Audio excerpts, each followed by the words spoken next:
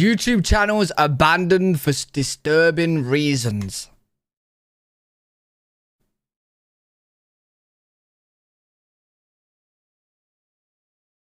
Wait, have I gone deaf? Guys? Do you... Hello? Where's the sound? Oh, okay. Here we go. Elliot Eastman was a 26-year-old man from Vermont, USA. He spent most of his early years in the tiny town of Heinsberg. Life there was calm and peaceful, but with a population of less than 600 residents, it was also quite boring. Okay, listen, that's creepy in itself. Living in a place with 500 people. Elliot wanted to do something more with his life. So, with his love for nature and exploration in mind, he saved up some money and traveled to the Philippines near the end of 2023. Oh my god, beautiful. He wanted to slowly make his way through the entire country and witness its beauty firsthand. But just a couple months into his trip, he met a local woman named Carisha Jayla. Oh my god, it's this guy. Chat, we know this guy. We did a whole video on him. We know this guy. The two started dating and got married just a few months after that, in July of 2023. Yeah, this is crazy. Then in January 2024, Elliot started posting videos on YouTube, documenting his life in the Philippines with his wife. His videos were simple, without any over-the-top music or crazy editing effects, but they felt authentic and real, allowing him to amass a small but dedicated fan base. Though his content took a massive shift in May 2024 when he decided to move to the beachside village his wife was from in the Cebuco municipality. Unfortunately, it wasn't long before this spiraled into the worst decision he'd ever make. Chat, it was bad. Cebuco is part of what's known as the red zone in the Philippines. Put simply, this is the most dangerous section of the country, especially for foreigners. Armed robberies, kidnapping... Hey, listen. I'm very surprised that people in today's world... When you see like places in red zone or dangerous, right? And it's not your own country, don't go there. Because all you got to do is go down the wrong street, the wrong area, you're done for. Do you know what I mean? Like when it's out of your country, you don't know it like the back of your hand. You got to be, that's when you got to be very, very careful. Avoid any dangerous place. Armed robberies, kidnappings, and even murders are not uncommon in this region, with over 40 Westerners going missing there in just the last decade.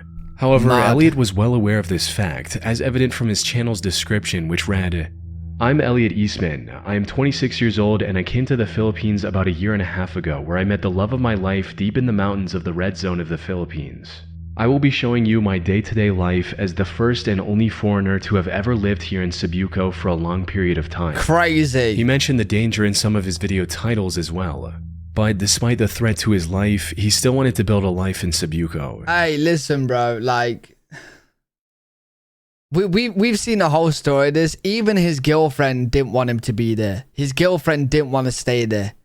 She was okay with moving. He shouldn't have moved. Like, the only reason why I feel like he wanted to stay here is for the content. The content's not worth it, bro. It's not worth it. So he rented an apartment and even built his own grocery shop near the beach, all while documenting the entirety of his journey on YouTube. Now, there were times when he felt threatened and had to hide from some locals to avoid getting in serious trouble. But despite the somewhat dire circumstances, Elliot was enjoying his time in Cebuco and slowly building the life he wanted. However, just when things were starting to look up for Elliot, tragedy struck. The incident took place on the night of October 17th, 2024, when, after doing several short live streams throughout the day, Elliot went offline and sat for dinner with his wife and her parents. But then, a few minutes later, 4 men with guns barged into their home and started telling Elliot to go outside. These men were also wearing outfits similar to those... Bro, chat, I'm not spoiling it. I'm filling you in on more information. We've already skipped that part that I just said. We've got to the end of the story. We seen ages ago like a 20-minute video on the whole story. This is that story but shorter. I'm providing more information that isn't in this. I've just spilled my drink now. Great. Nice. Fuck. And started telling Elliot to go outside. These men were also wearing outfits similar to those of the Filipino police, likely in hopes of making Elliot more cooperative. Elliot, however, saw through their disguise and tried to run away. Unfortunately, that's when things went from bad to worse. One of them opened fire and ended up shooting Elliot twice, once in the leg and once in the abdomen. They then dragged him onto the speedboat they had docked near their home and sped off into the darkness. This was the last time anyone saw Elliot alive. By the time the police launched a search and rescue mission, the kidnapper's boat was nowhere to be found. The investigation then went on for nearly a month until the 12th of November. Such a shame. But when the police eventually located the kidnappers... Yo, chat, this isn't a spoiler. They're just not saying it in this video, right? I want to give you more information. Bro, this story was that crazy. Like, he knew he was in a dangerous place, right? He was loan sharking. Like, he was getting local people, borrowing them money, and then requesting it back. Like, bro, like, I don't know why he was doing it. I don't know why he was doing that. Were forced into a shootout, resulting in 3 of the 4 culprits losing their lives. And while they did manage to arrest the last kidnapper, it was already too late. Mad. According to the kidnapper, Elliot succumbed to his injuries when he was on the speedboat. So the kidnapper simply threw his body overboard to hide the primary evidence of their crime. Unfortunately, the police were unable to locate his remains and pronounced him officially dead in December of 2024. However, one question still remained unanswered. Why? Why did these 4 criminals target Elliot? Well, the simplest explanation is also the most likely one. They just wanted to kidnap him for ransom. Carisha even had a first-hand experience with this, as back in high school, one of her Canadian classmates was kidnapped and held for a ransom of $50,000 US. Oh, really? That said, there's also a second potential explanation that has to do with Elliot's side business. You see, while operating his grocery store, Elliot... Oh no, don't say it, because then I have spoiled it. No, don't say it, don't say it, don't say it was loan sharking, because then I technically did spoil it. Did I spoil it? Why is he going back? Hey, he's done the story back to front, bro. That's not my fault. That's not my fault. Also started lending the locals money for 20% interest. A local loan shark likely saw him as a competitor and sought to eliminate Elliot before he took away any more of his business. God damn it. This would also explain why the intruders were so quick to open fire if they wanted to hold him for ransom. Regardless of their motive, the end result was the loss of a young man trying to make a life for himself with his wife in a foreign land. Yeah, his YouTube channel now sits abandoned, with its many uploads remaining as proof as the life he once lived. Bro, it is sad because like we were seeing clips of his video. It's going to the next clip now, bro. This is not a spoil. We were seeing clips of like his videos and that, and he genuinely did seem happy, bro. Like he seemed happy for being there, doing his shack, his shop. The loan shark was a bit dodgy. Don't know why he was doing a loan sharking, but other than that, he just seemed like he was just enjoying his time there. Benjamin Pardun, known online as Warner the Goobermeister, was a comedian creator on YouTube who primarily focused on creating a genre of memes known as YouTube poops, which is a subgenre of online humor that revolves around taking clips from other shows, usually cartoons, and editing them to have a bizarre, often nonsensical tone. Over time, Benjamin's channel had amassed over 8.7 million views, making him a well-known name in the YTP community. But after his upload on December 21st, 2021, he suddenly vanished from the internet, leaving his fans wondering what could have happened. Unfortunately, the reason for his disappearance was far more tragic than simply getting bored and moving on from the channel, as most of his audience had assumed. The incident took place on the 27th of January 2022, when his older brother Chris tried to contact him many times but didn't hear back. Left with no other option, Chris called the police at around 8 p.m. to check on his parents and little brother. When the officers arrived at his house, the lights were on, but no one was answering the door. After repeated knocks, the officers knew something was off, so they this is UK. decided to break in. But nothing could have prepared them for the horrific scene they saw behind that door. Inside, they found the bodies of Benjamin and his parents, all with visible gunshot wounds. What? However, what looked like a robbery gone wrong turned out to be far more tragic.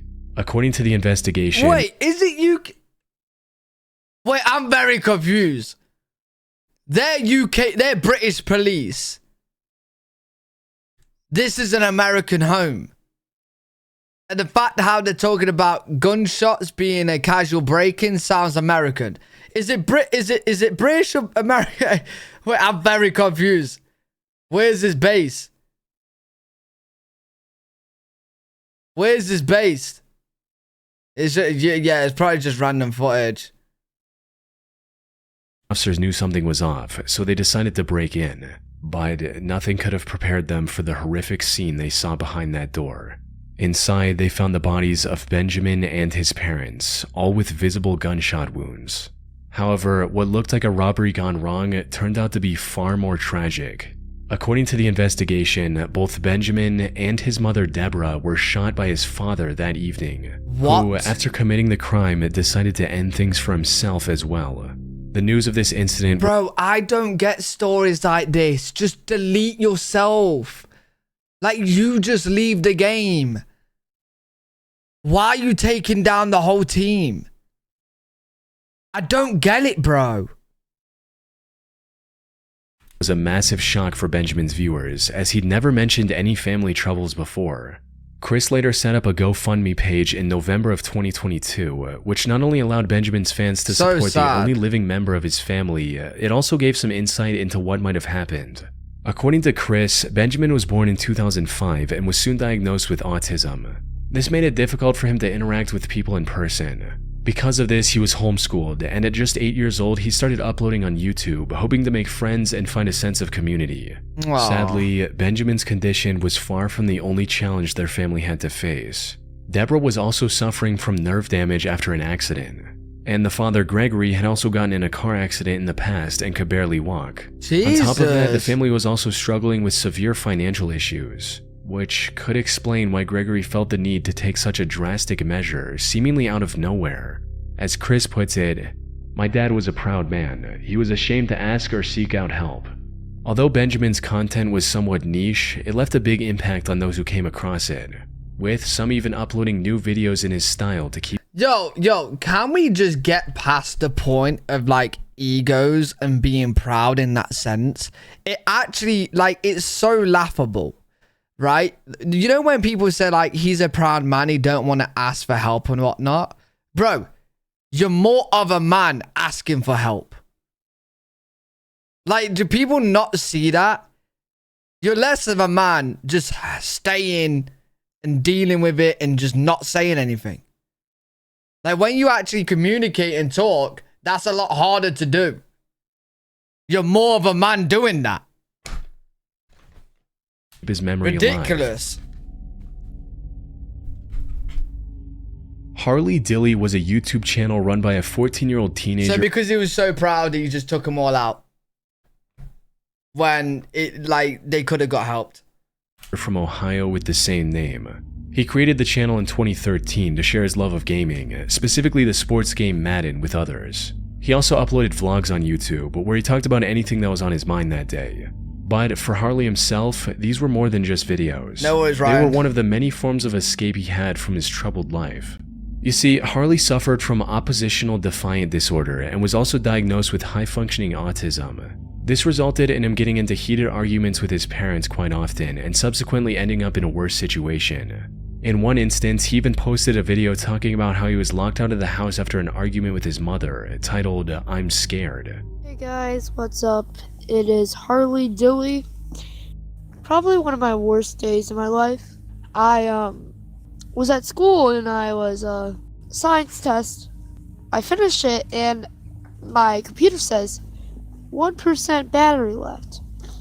So when I get to the next class and I put it on charger as quick as possible, but it didn't charge. None of the computers would take a charge.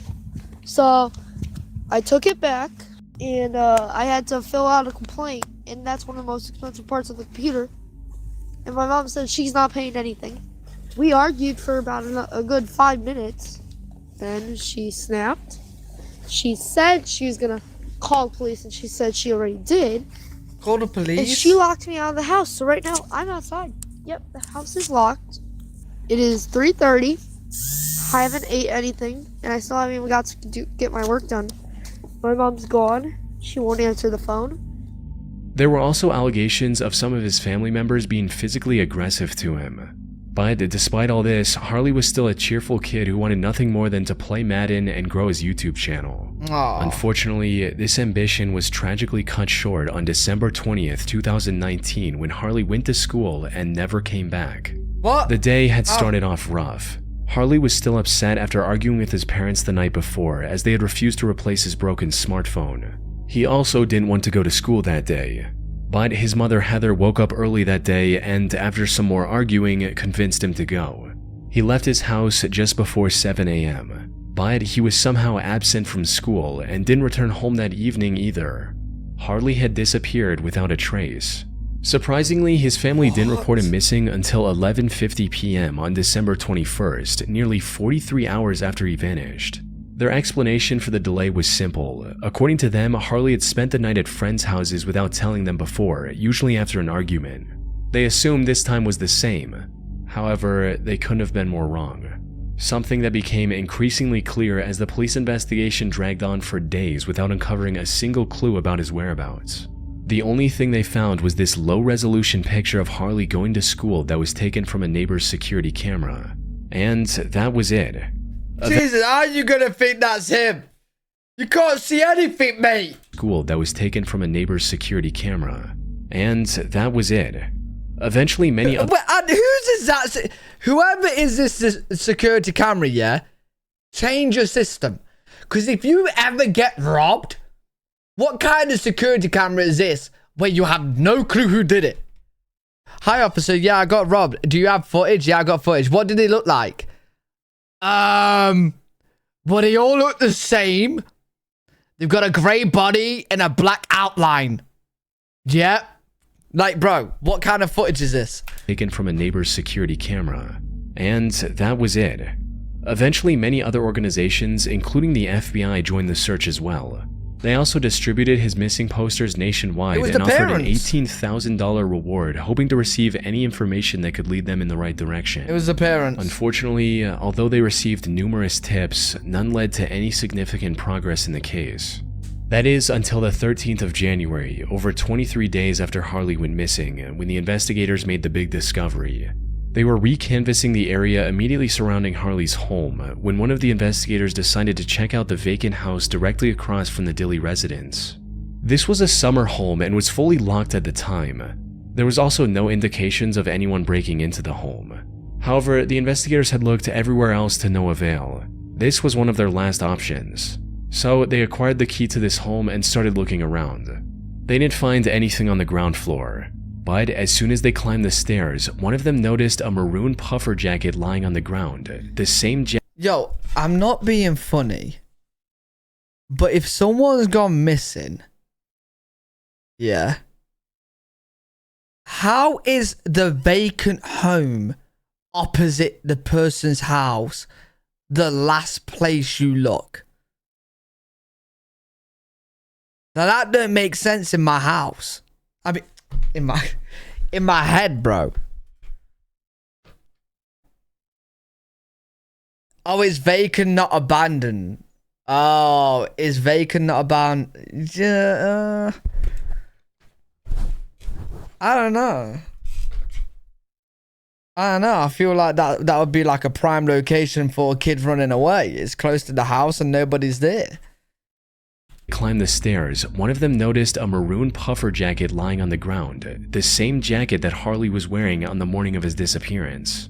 As they got closer, they also noticed his glasses lying on the floor as well. But there were no signs of Harley anywhere. Both the glasses and the jacket had also collected plenty of dirt, indicating that they must have been there for a long time.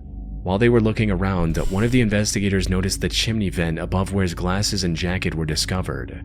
This sort of vent is used to connect traditional wood-burning heaters. Curious to see what was in it, he reached into the hole, you reckon aiming for his ashes? hand to touch human hair on the other side.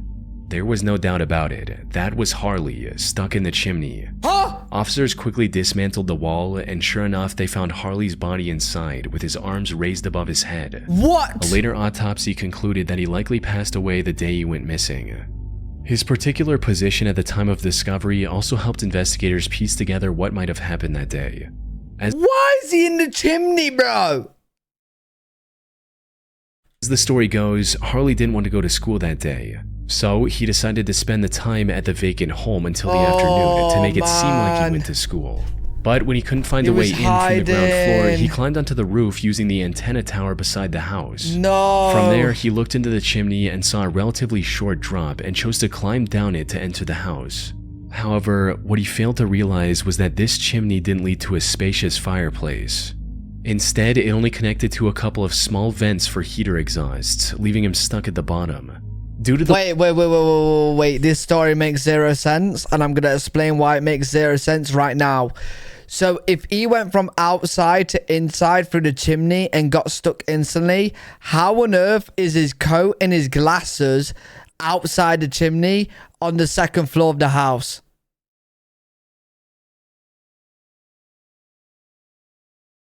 That makes zero sense. The way he climbed down, his jacket was likely halfway removed already. So he pushed it through the vent to free up some space, and his glasses fell through as well. Oh. Sadly, there was nothing else he could do in that position. Oh. His chest was pressed tightly against the... Sadly, he pushed it through the way he climbed. Oh, yeah, maybe. So this is like a hot... Yeah, so this is the hot... No, I don't know. Chat, you reckon a coat can go... yeah, probably, right? Yeah, probably.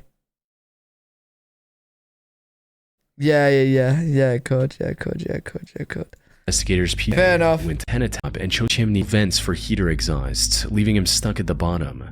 Due to the way he climbed down, his jacket was likely halfway removed already.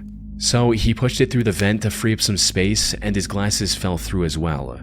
Sadly, there was nothing else he could do in that position. Yo, Big Red, I have a special talent, even on every single one of my reactions. I have a special talent of asking questions, and then literally the second I play afterwards, they get answered. Like, watch this, chat. Watch this. What are this weekend's winning lottery numbers? His chest was pressed tightly against the chimney's wall, making it impossible to breathe. Fuck, didn't work that time. But maybe next time. Resulting in him slowly succumbing to asphyxiation. Put simply, this was nothing more than a tragic accident. Oh, I feel so bad Now, given this for him. conclusion, Harley's case should have ended there. Poor kid. However, some people, especially his YouTube viewers, weren't satisfied with the official report. Many of them believed that this wasn't an accident at all. Rumors started going around the internet that Harley's death was actually a murder committed by his own family. One of the first big points of contention was his jacket, since in one of the evidence images it could be seen hanging from the door. These critics claimed that this was proof of the whole story being a lie. Some also argued that the shoes he... Wait. Why is that hanging on the door then? There's no way you would push that out and it will fly with the wind and land on the door. That is... The chance of that is so crazy. The chance of that is crazy. Claimed that this was proof of the whole story being a lie. Some also argued that the shoes he was wearing in his last picture didn't match the ones the investigators found on him. However, despite the skepticism, the police stuck with their initial report. As for the jacket issue, that turned out to be nothing more than the result of one of the inexperienced investigators mistakenly moving key evidence.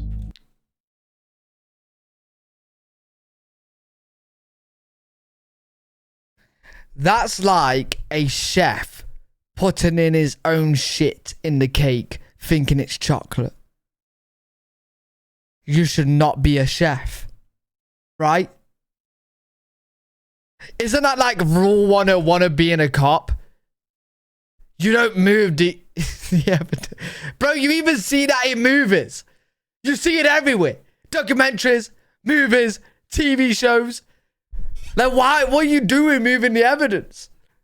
That said, whatever the truth may be, it doesn't change the fact that the YouTube community lost a genuine and passionate creator.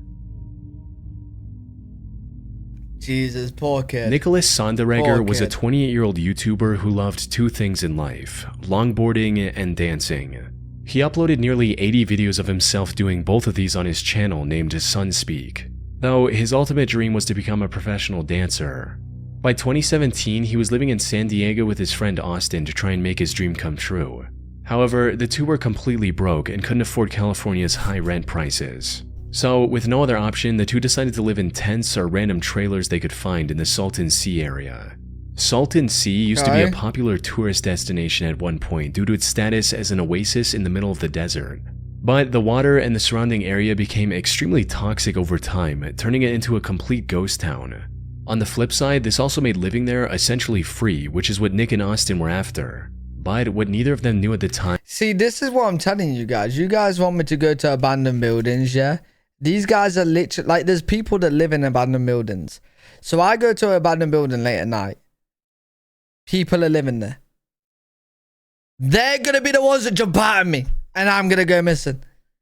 Or I'm going to get scared. Right? Terrifying. Was that the true danger of Salton Sea had nothing to do with its toxic climate. This danger came face to face with the two on the night of September 9th, 2018 at around 2 a.m. They were asleep in their tent when suddenly they were jolted awake by an extremely loud scream coming from the tree line not far from their camp. Oh my God. Fearing for their safety, they decided to just ignore it altogether and go back to sleep. Or that's at least. Did you just say fearing for your safety, you ignore it?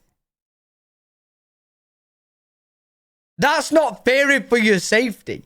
Fearing for your safety, you get in your car and you leave. What? That's not fearing for your safety. Mate, oh, there's a tsunami coming our way. Fearing for our safety, we just went back to sleep. No, huh? At least what Austin thought. For some unknown reason, Nick later decided to go investigate the scream on his own after Austin had fallen back asleep. By the time Austin woke up the next morning, Nick was gone. He tried looking around for his longtime friend around town and discovered his flashlight lying on the ground just a block away from their tent. He immediately contacted the police and reported Nick as missing, who began looking for him almost immediately. Why? But all they found was one of his boots, his pants, and his knife sleeve. Jesus. His other boot, as well as his wallet and keys, were missing. More importantly, Nick himself was nowhere to be found. What made the situation even more bizarre was what happened days later. Austin returned to the same area he had already searched, but this time he found Nick's shirt and hat lying there, items that weren't there before. What? In other words, someone had likely placed them in that spot later.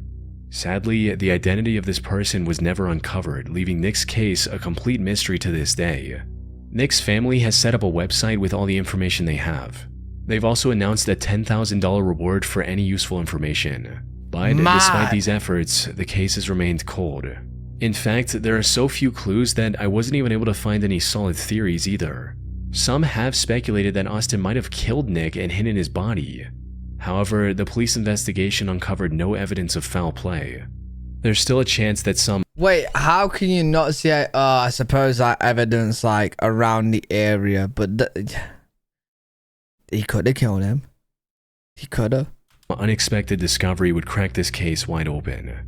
But until then, Nick's disappearance remains an unsolved mystery, and his YouTube channel remains abandoned. Crazy, bro. Why would you go to the screen by yourself? Like, that's not adding up. I reckon he killed him, you know, chat. He probably did. Because I don't understand, like, you hear a scream, you both go back to sleep, but then the one that goes missing, like, wakes up by himself and goes and checks it out by himself. Like, you'll both either go check it out when you hear the scream there and then. You won't wait till one falls asleep and then go. Ah, don't make sense. Don't make sense. Don't make any sense.